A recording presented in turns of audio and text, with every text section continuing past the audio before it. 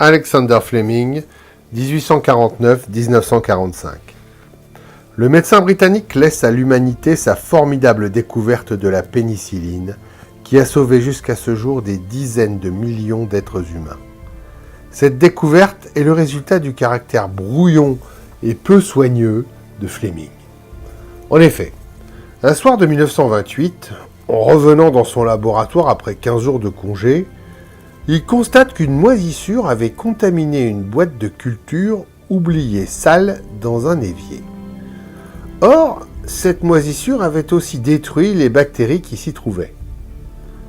Étrange phénomène que Fleming va étudier pendant plusieurs mois avant de déterminer le type de moisissure, un pénicillium, et d'en extraire la substance antibactérienne qu'il appellera pénicilline et dont il va entrevoir les possibilités thérapeutiques. Alexander Fleming est choisi comme vénérable maître de la Misericordia Lodge, numéro 2682, avant d'accéder au 33e degré et de devenir le très sage du chapitre Victory. Franc-maçon très actif, il devient l'un des dignitaires de la Grande Loge unie d'Angleterre.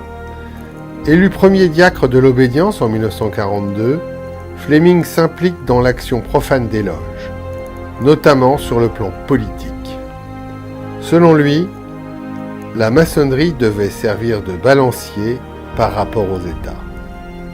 Anobli par le roi, Fleming reçoit le prix Nobel de médecine le 25 octobre 1945, quelques semaines avant sa mort.